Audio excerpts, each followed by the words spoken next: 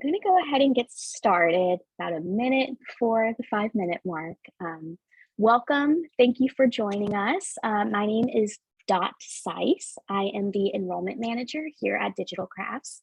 We're joined by our phenomenal Director of Education, David Hiller. I'll be passing the floor off to him in just a few minutes. I have a little bit of information to run through about Digital Crafts as a whole, and then we will jump into the presentation he has for us. Awesome, so welcome to our workshop, Building a Quick Portfolio Site Using HTML, CSS, and JavaScript. If you're not familiar with Digital Crafts at all, we are ranked among the best online boot camps in 2021. We have programs in web development, cybersecurity, and UX design. Our classes offer live instruction and they are held online. So you have a little bit of flexibility of where you can log into or remotely from.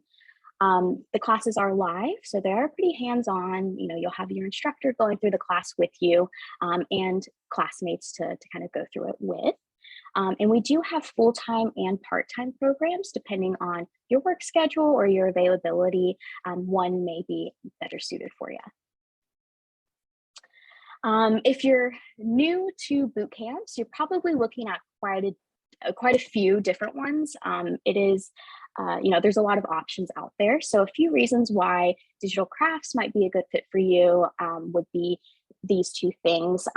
We have effective hands-on training and we really prioritize our students and their experience. So with the training aspect of it, it is intended for beginners. So not having a professional background or even a whole lot of just practice in your background is okay. We do have free intro courses that are intended to act as pre-work as well. So whether you join our bootcamp or anyone else, this intro course is free to anyone who wants to start learning on their own. We do have courses for web development, cyber, and UX design.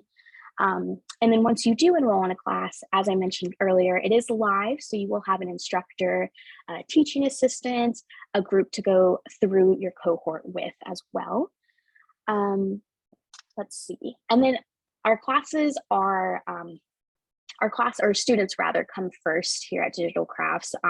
We really want our students to feel like the priority. So we have obviously our great instructors that teach them the curriculum. There's also support staff, admin staff, as well as our career services team that helps our students learn about the industry that they're joining if it's brand new to them, and give them pointers on how to put their best foot forward going into the job search. So there is some career prep within the program itself, some mock interview opportunities. We have career talks where people come to the class and present topics about resume building, things like that.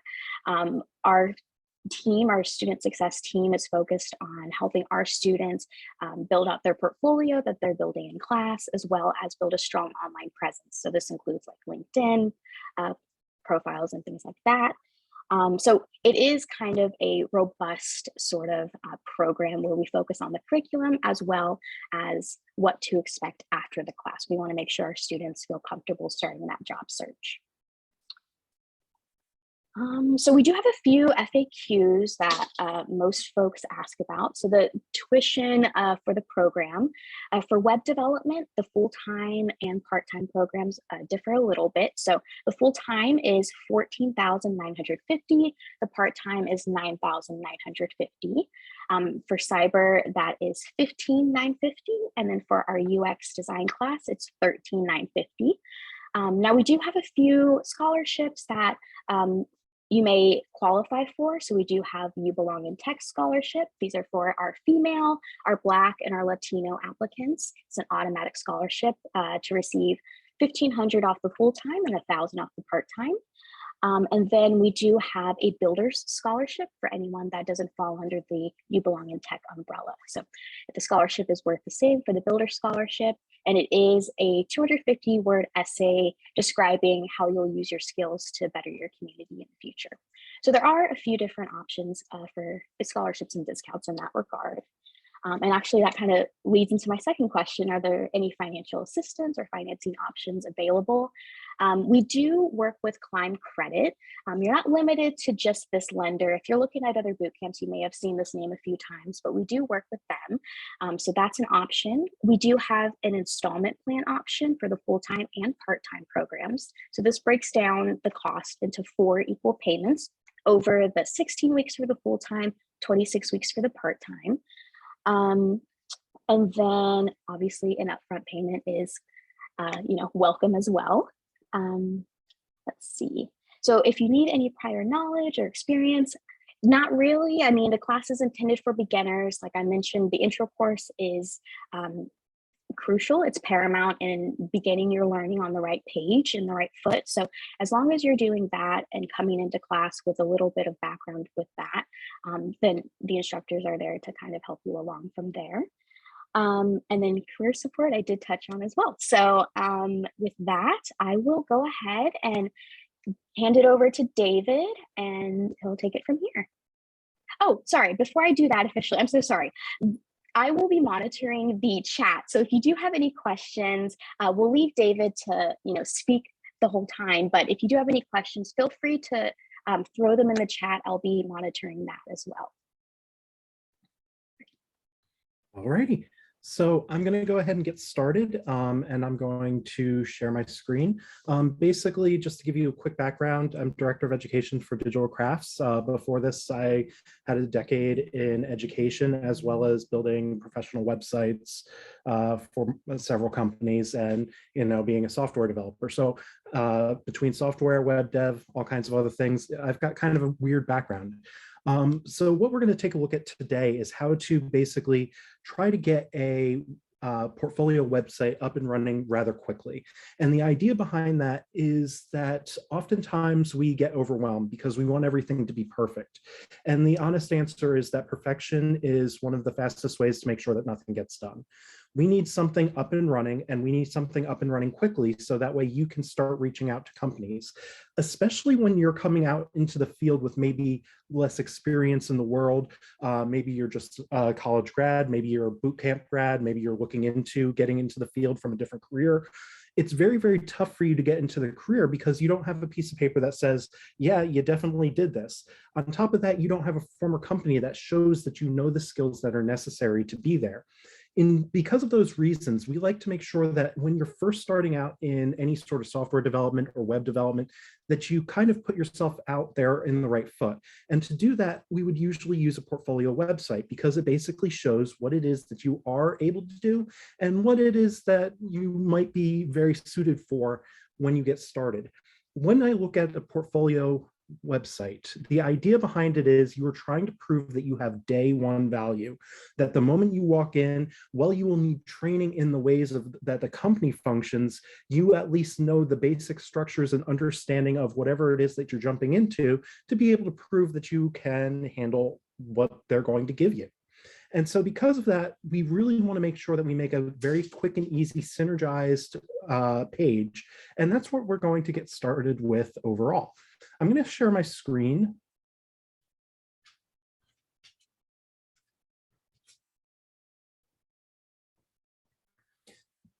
And there we have it.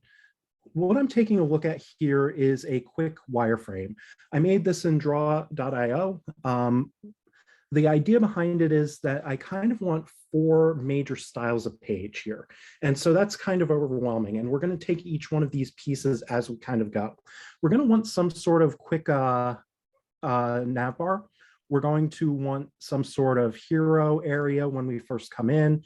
And the first page is really going to be the About Us page. We want to make sure that things are ready to go, that we can handle them, that everything is perfect. From there, we'll also start building out the projects page, because the projects page is kind of the end all be all of here's the things that I did and what I know how to do.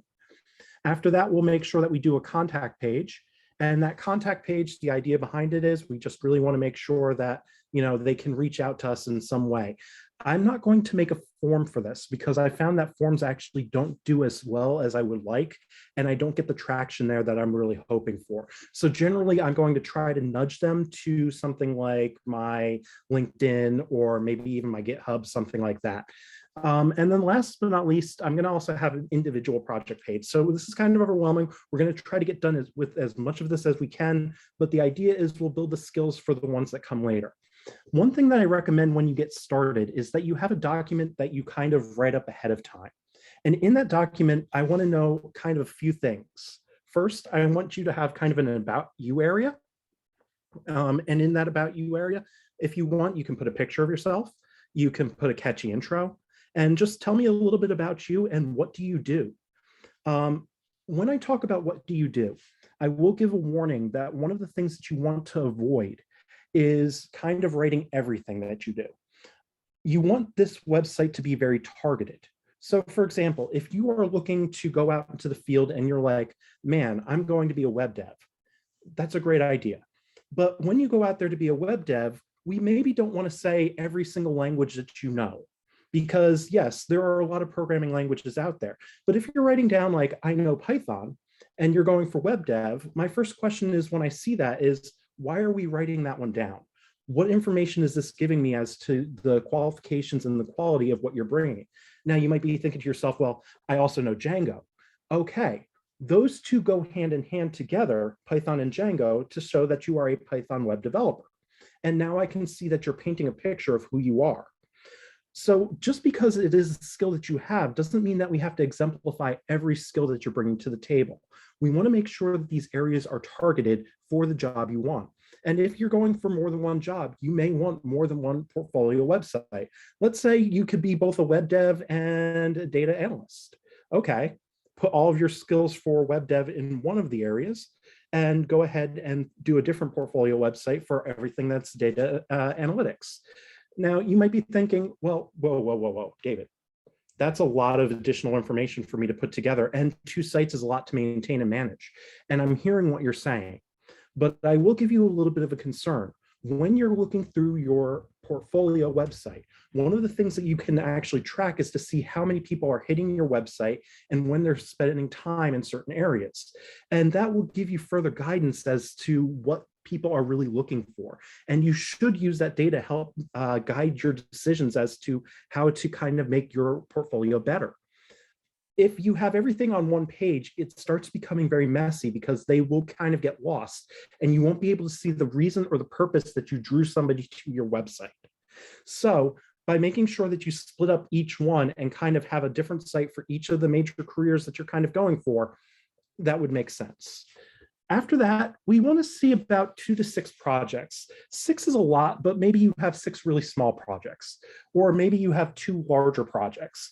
The idea is I want to get a good picture of what it is that you're bringing to the table and what it is that you can actually kind of accomplish. Maybe give me some pictures, description. Tell me what parts of the stack that you actually affected when you did this. Did you database with SQL? Did you use HTML, CSS? Were you using React Redux? Were you using Angular? Were you using Node? These things are kind of questions that I would want to know as a potential employer. And last but not least, I would always try to bring some sort of wireframe to the table. When you look at wireframes, it gives you decisions that you can make for the future of how to build and what it is that you're looking to build. If you go in there blind, you're going to have a lot of ideas. But when you really start asking yourself the question of what would really help me sell who I am as a person to a potential employer, it starts really kind of narrowing down the focus. You want to think about your portfolio website as a call to action. You want them to leave that portfolio website and say, you are a possible hire for them. And so we want to take everything and edge it in our favor to try to make sure that we do those things. So we're going to go ahead and start jumping in, and where I'm going to jump in at is Code Sandbox. Now, codesandbox.io is just a quick way for things to get structured and ready.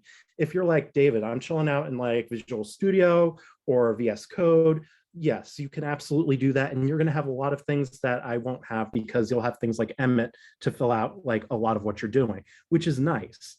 I'm going to build a new sandbox, and in this new sandbox, I'm just going to make a vanilla one because it's going to have the most parts of what I'm looking for. And I see that it kind of builds it out. And the first thing I'm going to do is I'm going to kind of go over here to the HTML, and I'm not going to want this to be in there. I'm going to kind of get rid of that. And then the only other thing that I'm going to do is say something like about me. And we're going to start with the about me page. Now, to kind of go over what this index.html is doing real quickly, we have a head area, which is going to keep track of all of our metadata. And we don't have much in this page, but we will in a moment add a couple of metadata areas, mostly stylistic things. One of the fastest ways to get yourself up and running is using some sort of framework.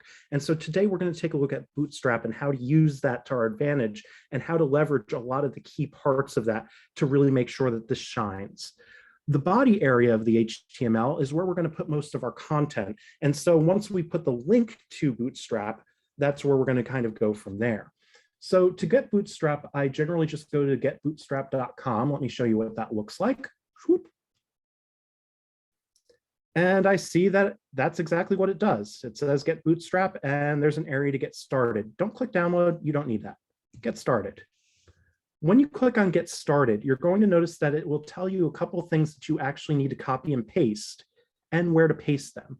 In particular, it's going to tell me that I need to paste this link into the head area. So I'm just going to copy it, come back over to my page, and I'm going to paste it. And boom, that's it. It's going to then tell me that I need to do something else. And so I'm going to take a look at that. And basically, it's going to tell me that I need a little bit of JavaScript. So this is generally going to go into the end of your body. I'm going to copy that, bring it back over. And towards the end, I'm going to paste that. This will allow us any sort of the weirder functionalities that we kind of come across. Now, if I go back to my area, I see that I have this page for the about, and I'm going to have a few things. I'm going to have a navbar up top. And so that's the first thing that I'm going to look for. Now, generally, the way that I kind of go about this is if I'm trying to build something really quickly, I'm going to lean into Bootstrap as much as possible. In this case, I'm going to take a look, and I'm going to come over here to the sidebar. And on the sidebar, we have an area called components. Now, the point of components is it gives us a lot of things that kind of work out of the box to be able to build some great things. And as I go down, I see that one of the choices is for Navbar. So I scroll down, and I see that they give me exemplars of what this code looks like. And for a portfolio website, I'm going to be real, this is kind of much. This is a little too much for us, but we can keep looking. They give us a couple examples of something just a little simpler. And then they give us this one that has a lot of things that kind of look exactly what I'm looking for. It's got an area for me to either type or add a logo, and it's got 4 pages. I'm not going to need that many. I'm actually only going to need 3. But if I were to look at the 2 things and try to make a decision as to which one's kind of better, I would say that this one kind of fits the bill for that. I'm going to go ahead and copy that, and I'm going to bring it back over. And in my body, I'm going to paste that in. And I see that we start getting some information here. I'm going to hit refresh real quick to kind of give it a chance to understand itself. And I'm also going to save this side of things. And when I do, I see that suddenly everything changes. I've now saved my code, and I've made it look better. It's now taking in a lot of the key features that I would have wanted from that, from Bootstrap. Now, if I'm having trouble seeing it, something like that, I can open it in a new window really quick, and I can see that it's doing something a little bit better. A lot of what I'm going to do today, I'm going to afterward go ahead and go into things like developer tools and take a look at what these things look like as we kind of handle it. And one of the areas in particular that I'm going to keep coming back to is, what does this look like if I were to suddenly go into my device toolbar? Because I do want to see what this will generally look like when I jump over to anything dealing with mobile. Nowadays, a lot of people are using mobile first. And so we do want to make sure that whatever we develop, it's able to be seen both by the people who are going to use a desktop, but that it looks just as good when I'm doing something that isn't desktop based. Okay, so from here, I'm going to go ahead and get rid of that right quick, and then I'm going to come back. And now we need to kind of update a few areas in here. The key areas that I notice is that when I come into this area, these are not what I've got titled, but I see that those titles are actually the same things as what it's kind of saying here. I've got home, features, pricing, and disabled. I only needed 3 things in the first place. So I'm going to actually take this last item, and I see that this item ends here and starts here. These two work as a pair. This is an intro tag and the exit tag. So I know that this started this list item here and ended the list item there. So I'm going to go ahead and remove that one entirely. It's not needed. I'm going to save, refresh, and I see that it got rid of it. The next thing that I'm going to do is I'm going to call these more appropriately about me. Instead of features, I said that we were going to call this projects. And instead of pricing, we said that we're going to call this one contact. Okay. I went ahead and saved it again, refresh. And I see that this is updated. Now, this one does have this about me, and I am on the about me page, so it's okay that it's showing that as active. The reason why it's showing it as an active is because of these 2 pieces. It's saying that it's a nav link active, as well as this page, current page. So it kind of gives me both aspects of it. So the last thing that I want to do is it's got this Navbar, and I don't like that word Navbar there. That's actually coming from this one up here. So instead of Navbar, I'm just going to call it David, because that's going to be for me. And I see that it's updated real time. It's now there, and it's doing what it needs to do. I could even go as far as put my full name. Down the road, I would probably go ahead and add my own personal logo and branding, things like that, because I would want to keep this a little bit more, about me, but not that much about me. That's kind of a bit much about me. So a nice logo would actually be really, really good. Okay, so I come back over. I see that this about me area is now done. These don't actually connect to the other pages, but that's something that we'll do when we build the next page and get set up. The next thing that I want to do is I want to add a hero image. Now, hero kind of areas are really that call to action. And so there's a couple things that I would want to do with that call to action. The first is that I really want it to get my attention. But the second thing that I really want it to do is I wanted to take it to the place that matters most. And so we can kind of do both of those. And that's kind of the point of a hero, is it will get us in there. It gives us a lot of understanding of oh, boom, there's a lot of stuff here. And then from that, we can go ahead and build the rest. I'm going to come back over to Bootstrap and see if something would help us. And unfortunately, when we go through this area, a lot of this doesn't help the way that I would have liked. Unfortunately, it just doesn't have the area that I would be really looking for from this. So I'm actually going to scroll all the way to the top and do something else. Instead of docs, I can also take a look at examples. And so a lot of times they have examples of good ideas of pages, and we can kind of use their work to help us get through this. In this case, I see that they've got a bunch of hero images, and this one's actually pretty good. This one is a little bit moving away from what I would want because they're using a cute little image. Not really what I would want with this one. Once again, this one's kind of cute, but it doesn't really feel like a portfolio with that. You can choose really any one of these that you would want. This one's a good one for if you wanted to add in a login right then and there. But the idea behind it is I think we should take the one that's kind of the most simplistic. So what I'm going to do is I'm actually going to come in here again, and I'm going to inspect.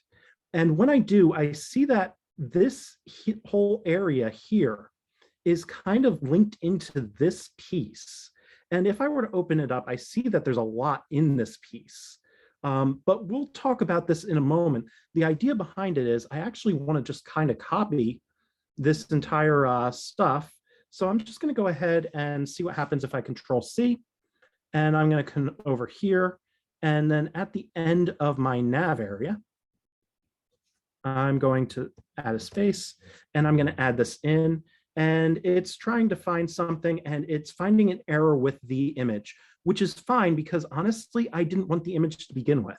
So I'm going to go ahead and get rid of that right quick. That was that first line.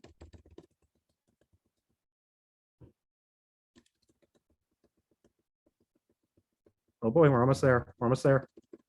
Kind of excited about this. Okay, boom. And once I do, it actually already created that hero image for us. Now that's a lot of information there, but honestly, it's doing a lot of what I would want. Now, I don't like talking about things without actually looking at what we kind of accomplished. So I'm going to open this in a new window again. And I'm going to take a look at this in particular and talk about a few of the things and decisions that they made in making this. So I'm going to go ahead and I'm going to go into more tools, developer tools. We've been here before, and we're going to take a look at this one in particular. Now, notice when I overlap an area. On the right-hand side, you see that I'm overlapping the code. And on the left-hand side, it gets this pretty little picture of like all of these things that are going on. And that's really helpful for me as a developer because I can see how it was actually building it out and what it was kind of doing. So let's talk about this line in particular, the PX4, PY5, MY5. So if I were to think about mathematics, I think of axes, and x-axis is, horizontal, and y-axis is up and down, vertical. And so I see that I have an x, a y, and a y in here. Okay. P from a coding standpoint means padding, and M means margins. So I'm adding padding to the X, and the numbers are actually how much padding is going to be kind of had there. Bootstrap already has this kind of set up for us to really kind of handle that. So once you have that div class, what they're saying is that we want to add padding in the X direction, and we're going to do it at a level 4. We want to add padding in the Y direction, and that's going to be level 5. And you see that as that green outline around the box. Then I'm also saying I want to add a margin around the Y direction as well. That's actually going to separate it even further. And that's that like peach orangish color going on. And then last but not least, we're going to say that everything in this class, we want to be centered. From there, we're going to have a heading. And this display 5 is actually an update to that heading. So if you had just done H1, it wouldn't have looked quite like that. But by doing H1 and then saying we want this to be displayed with display 5, it changes the structure of that. And to find more information about that, you can actually go into Bootstrap, and there's a whole area dedicated to that real quick. Let me go ahead and go back for you so you can see that. If I actually go into the content area and I take a look at the typography, they'll give me all kinds of things that I can do to kind of change it. So we can see what H1 would have looked like on its own. Here's what H2 looks like.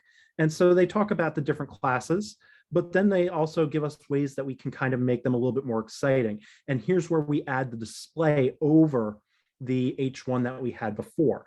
And so we would just add like display 1 if we wanted something to be absolutely ridiculously massive for no reason. And so we're picking about display 5. And I think that's a good thing for a hero because it's already drawing itself to the center. It has good visual focus. So that's doing everything that we would want it to do.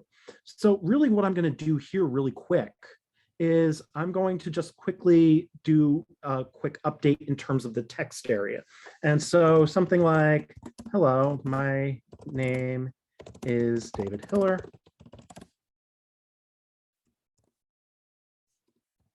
And I'm happy to see you. Okay. That's a little bit much if I were to go on mobile. So maybe we just want to go ahead and drop that down because I'm already seeing that if I were to kind of handle that, this is a bit much for a header. So we could just literally do welcome. And then in this little paragraph area is where we're going to kind of use this as a two-part process. The first is to really kind of get them a little bit more excited. So I'm going to say something like,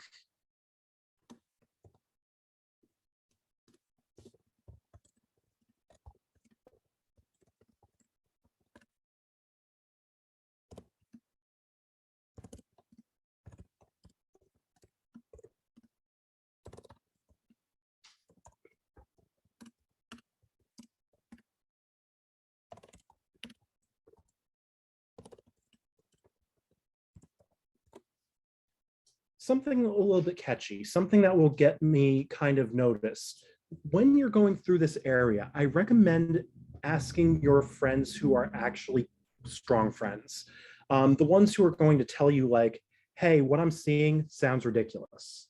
When you have those kinds of things, they'll be the ones who kind of help you through that process, because they're going to be the ones to give you the appropriate feedback that something is right or something is wrong, something along those lines.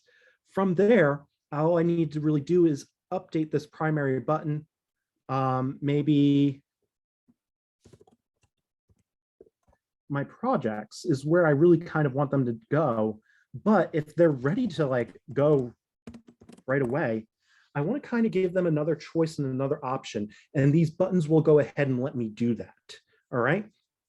So overall, this is already setting up and structuring in a way that I can see what I was building originally is already kind of coming along. Does that make sense? Okay.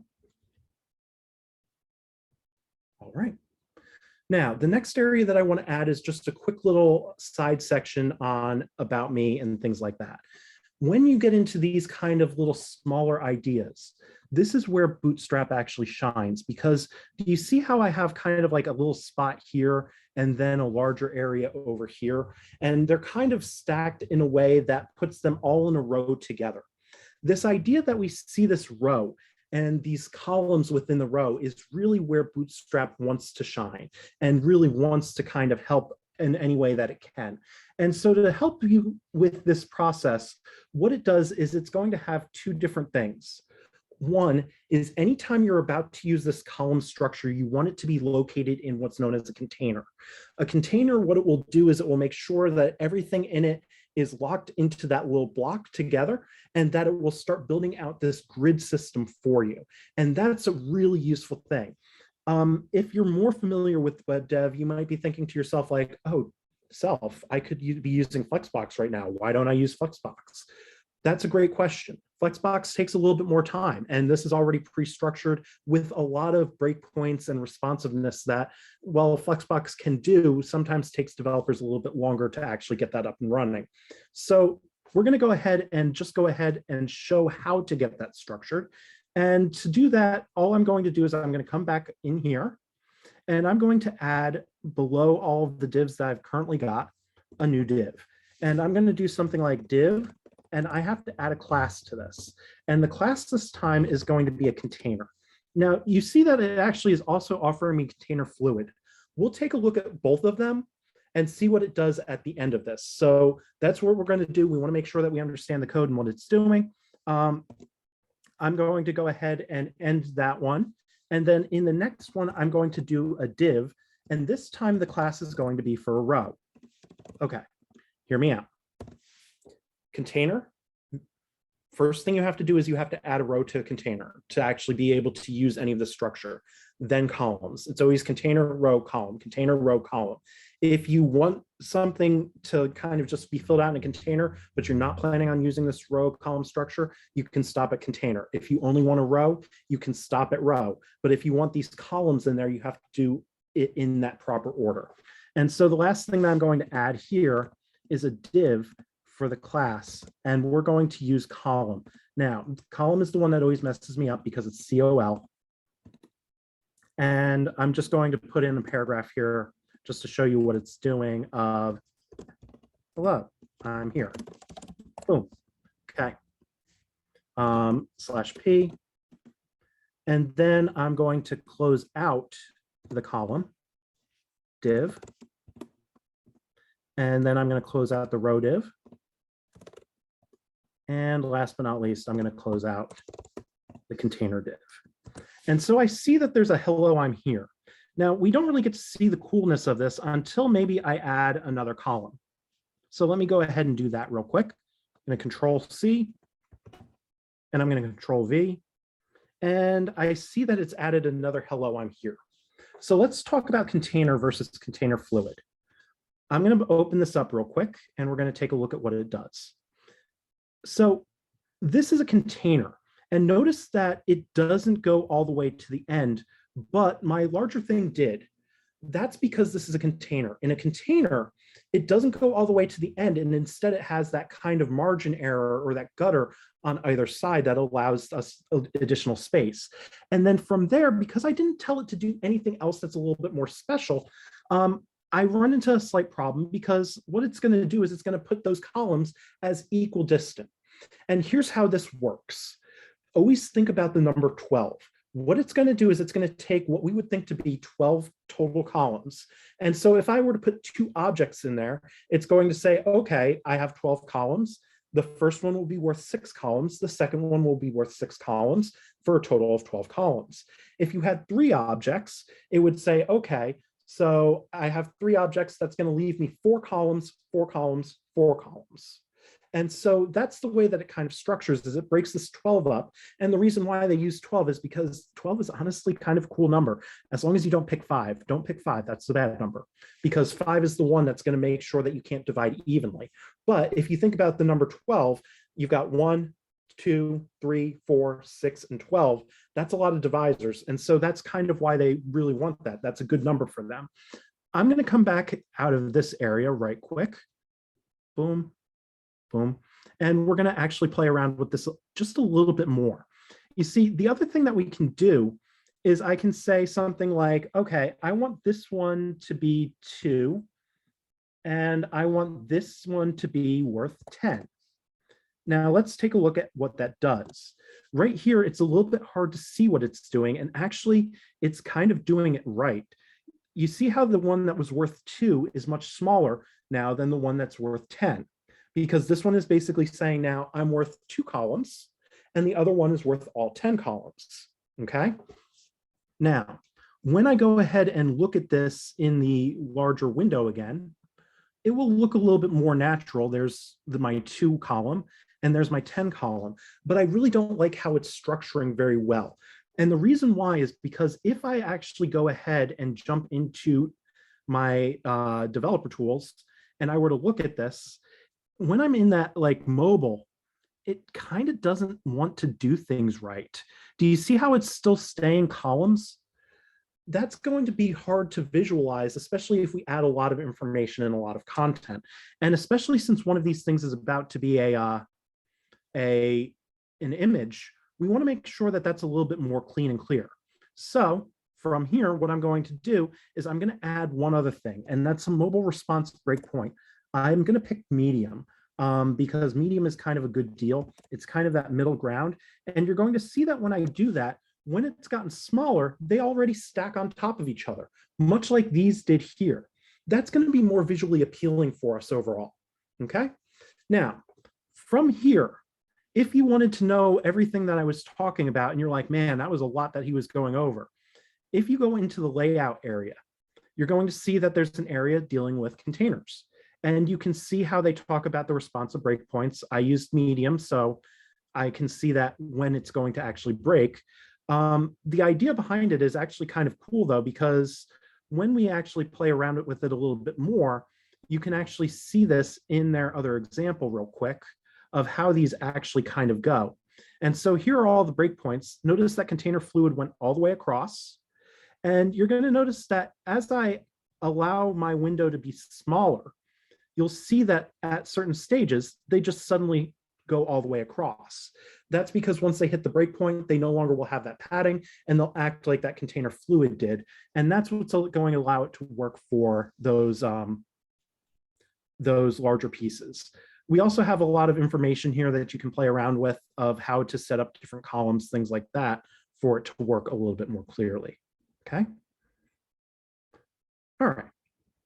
Now, one of the things that I'm going to do real quick is I can add an image here.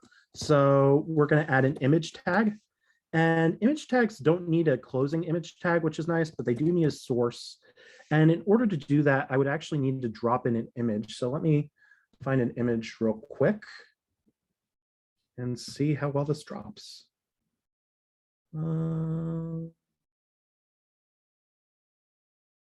Okay.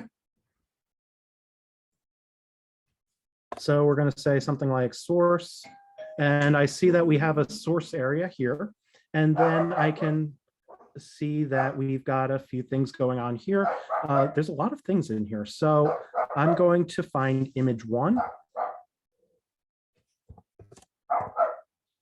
.jpeg, and hopefully that will find it.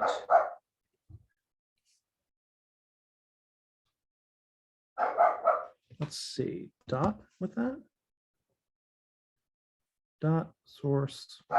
So it's definitely finding the area, but that image 1 is just not wanting to be found with our structure here. And this is a lot easier when we deal with the other area. So let's see one last thing. Nope. So we will work on this as a to-do object because I want to make sure that that's going to go ahead and take care of. To-do, add an image. Okay. So I'm going to leave the, well, let's go ahead and just add the paragraph back in.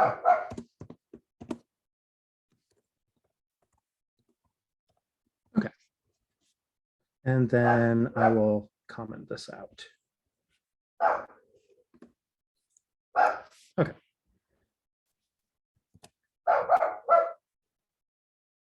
Now from here, we do need to go ahead and get another page up and running. But what I would do in this area is I would actually add a little bit more in the way of, instead of hello, I'm here, this is where I would start adding about me. So hello.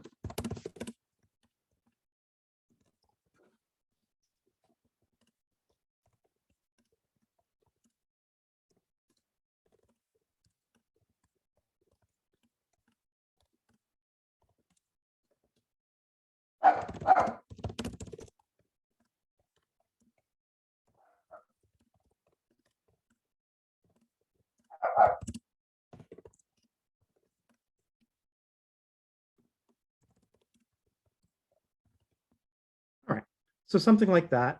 And then the other thing that you would want to do on your main page is actually kind of put in a second row where we kind of identify things like, you know, how do we actually make sure to put, you know, what languages do we type in, what languages do we code, what programs do I know, things like that. And we would add that as the next row. And honestly, we can do something very, very similar to what we just did here and have that kind of go from there. Okay, I do want to go ahead and make sure that we get another page in. So that's what I'm going to do at this stage. So are there any questions so far? We have a few questions in the chat. Let's see, Joe, I'm sending a message regarding the recording, but Meg is wondering about adding in the ability to have analytics attached to the personal page to see click rates. Yeah, so this is something that you would normally do through Google. In order to actually do something like this, that's when we would actually host this on a different site. You could even do something like Netlify. Generally what I do is a lot of times, honestly, we're going to be coding in something more like this, where we can kind of see, we would have our actual folder structure and things like that.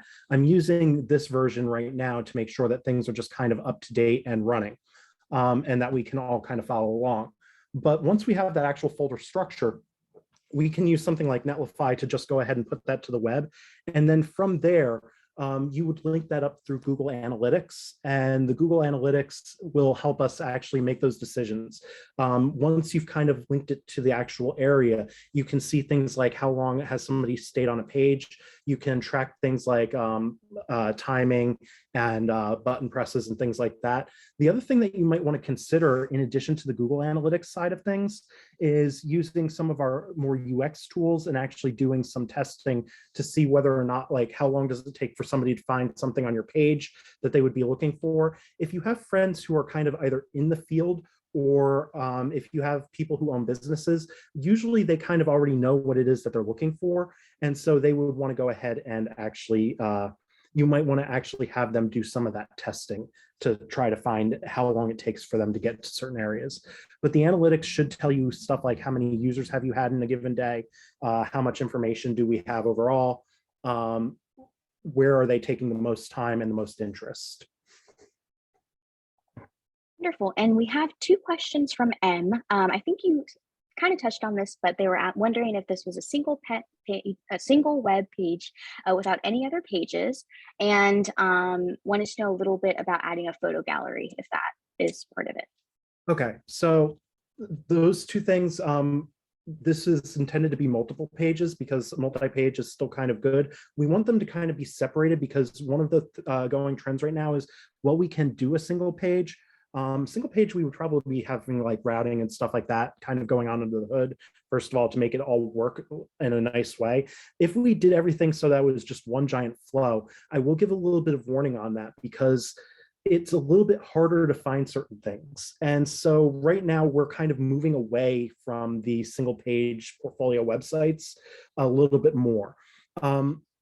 That's at least what I've seen as the going trend. The reason why is especially when it comes to a project page. The project page is something that you really want specifically to have a lot of content with that's kind of very easily able to navigate. So you're going to kind of move through that area and you want to have it in a very, just itself sort of way. And that's what this will kind of allow us to do.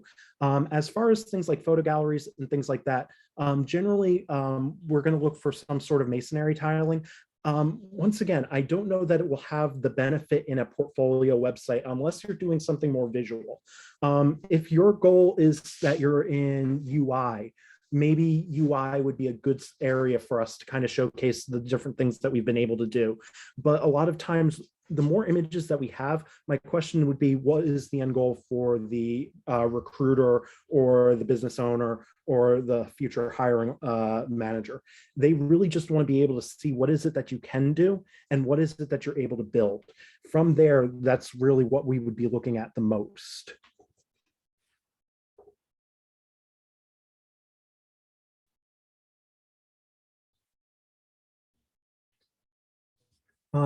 I'm going to go ahead and add contact.html real quick. And I see that I've got another page. And what I'm going to do really quickly is I'm just going to copy the structure from this one and paste that over. So we have something to kind of go off of. Okay.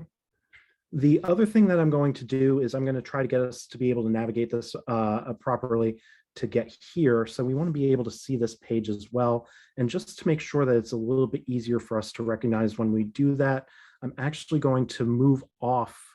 The nav is fine, but we don't want this in here, this area down at the bottom. We may still use that call to action to some degree. So I'm going to save that real quick. And I'm going to save that real quick.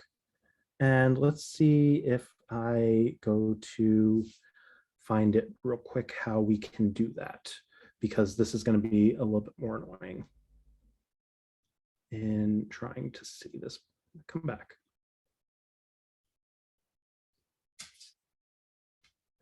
So other than that, I stopped. Did we have other questions, by the way? No other questions. Oh. Okay, awesome.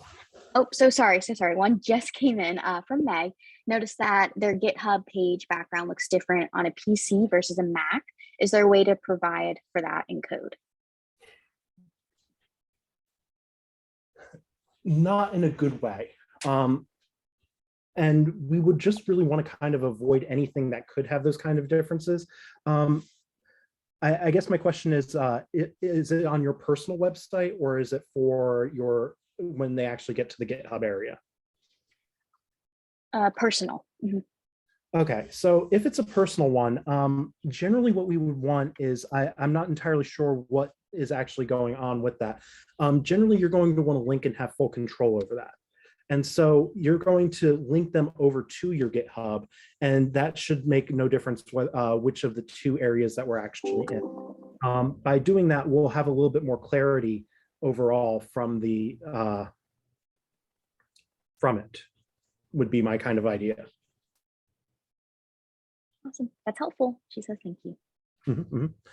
Okay, so we want to go ahead and link this contact area and make sure that it actually goes there. The easiest way, let's make sure that if I were to hit contact, that it actually goes. And it doesn't seem like it's doing that right now, which makes me sad.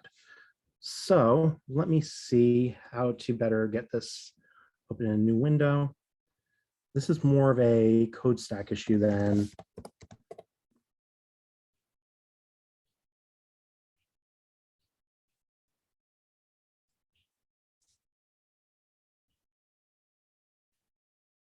okay, you know what? We're not going to work around a code stack real quick. We're going to jump into the actual code.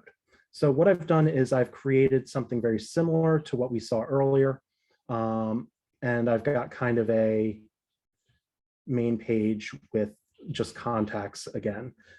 So what I'm going to do is I'm going to share this page real quick, and I'm actually going to be in my actual coding window. Okay, so at this stage, I've got something very similar to how we've set up so far. The only difference is I've got a contacts area. And the way that we actually would link to that normally is in your navlink area, we'll just do like a dot because it's at the same level, and then /contacts.html, and that should link us there appropriately. So what we're going to do real quick is I'm just going to actually bring in what I've got here for my nav, and I'm going to drop that into my contact area. And I'm going to hit save. And then I'm going to go here to my index, and I'm going to reveal it. And I'm going to open it with my Google Chrome. And I see that I've got something very similar to what we had before. And when I click on contact, I see that I've got a navbar, but nothing here. So my contacts page is up and running appropriately.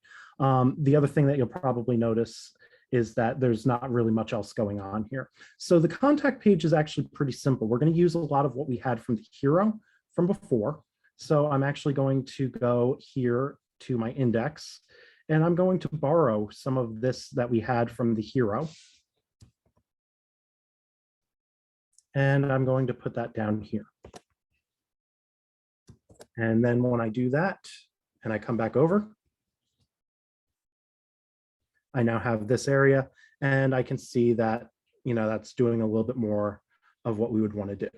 Okay. The difference is we would want to get rid of maybe this bottom area with the buttons, because that's not as helpful for us right now. And then this will now say,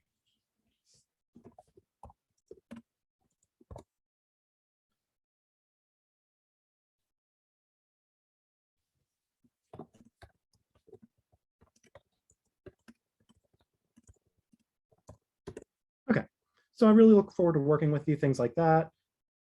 Refresh the page after I save here, and it should be back to where I would want it to be.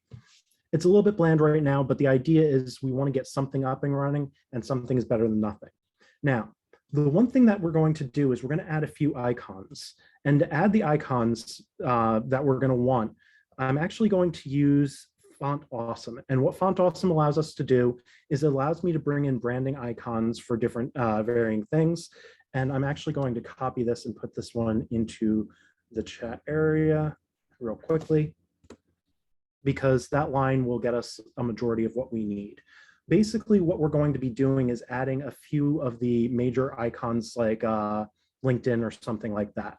So what we do is, if you've never used Font Awesome before, it's just a few icons and things like that that we can use. And so when I go to Font Awesome's page, I actually am given kind of a quick and easy way to actually bring those things in and see them a little bit better than what I had before. So that's actually pretty helpful. What I'm going to do is I'm actually going to bring in the Font Awesome class and just drop it in, and we're going to take a look and see what that does really quickly. I'm going to go ahead and go down here, add in a new div, and then maybe a paragraph. And when I do, I'm going to put this in, and I don't really want the aria on there, but we'll take a look at what this looks like real quick. And you're going to notice that like way off in the middle of nowhere, See it over here? It's chilling out, doing nothing. That's actually the LinkedIn icon. We need to get that in a better spot, but that's going to be where we bring in the things like the divs, and the column and the structure like that. So I'm going to do something like div class is equal to container. And I just want this one to be container, not container fluid. And then from there, we're going to add in a div class row.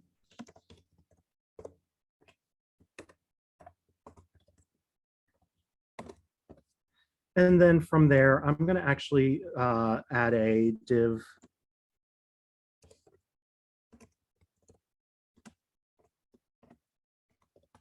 and this column, I'm actually going to do MD like 1. The reason why is because it's actually not going to be much there. I just want to make sure that this actually shows up. And then from there, I'm going to add another div class of this. And remember that it has to add up to 12. So I'm going to pick 11. And then I'm going to get rid of this area and just say something along the lines of, let's go ahead and get rid of this down to here. Something along the lines of LinkedIn is my main point of contact, etc. All right. And then I'm going to actually get rid of an extra div on one of these and here as well. Okay. When I do that, I see that everything is at least coming into play a little bit more cleanly. We would want to go ahead and add a link and get that up and running and structure that a little bit better.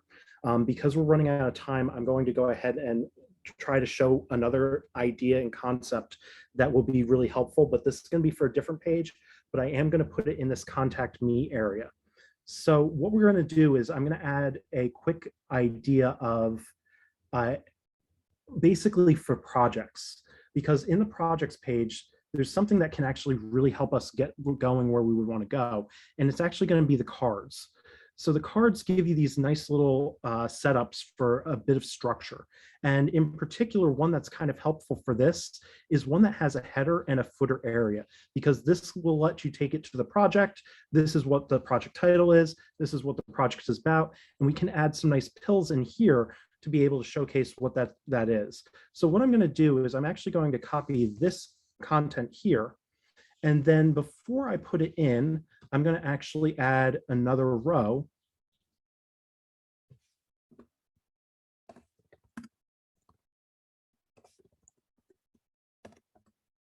And then I'm going to add a div class equals column. And in this one, I'm going to put this in there. And then I'm going to do this for maybe 3 times over for 3 different projects.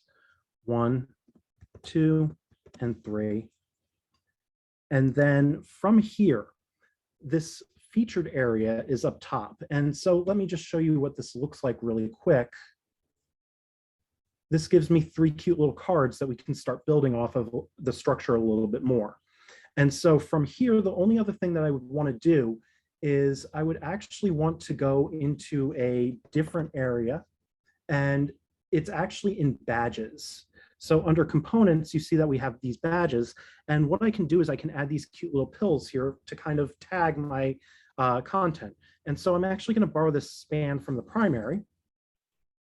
And I'm going to go ahead and drop that into my code up here for the header and say something like, this project was maybe HTML and maybe CSS.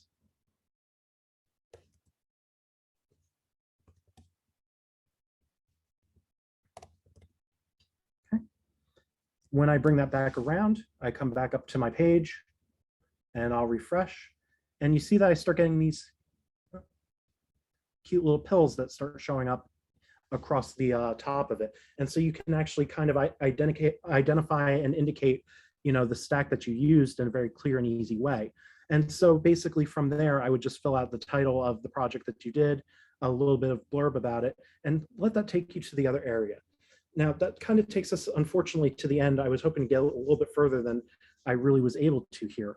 But the idea is that I really want you to understand is that a lot of these things are just things I'm using directly out of the box to try to mimic and recreate the things that we saw in the layout pieces. And so you're going to see that on my main page over here, this is where I was going to put the 3 different cards, and they're already building out their structure, and they have everything that kind of I would want to see.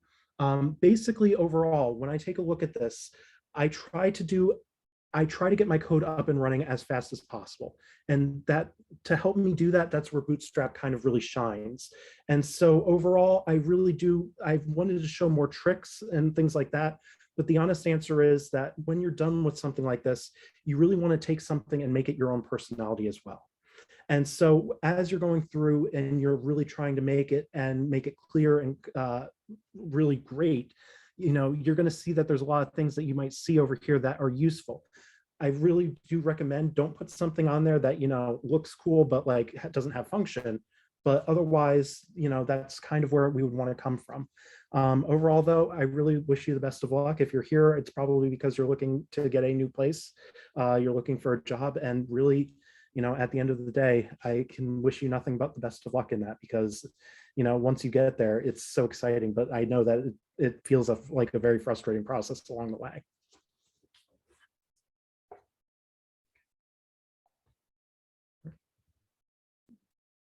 All right, well, thank you everyone for joining us today. Thank you, David, for your time and for going into depth with that. If you guys do have any other questions, feel free to email us at hello@digitalcrafts.com. Let me also quickly drop the link for an intro call in case you do want to speak with our team directly. You can schedule an intro call using this link, and I'll leave the chat up for a little bit so you can pull this link if needed. All right, well, again, thank you for joining. I hope you all have a great rest of your day. Awesome.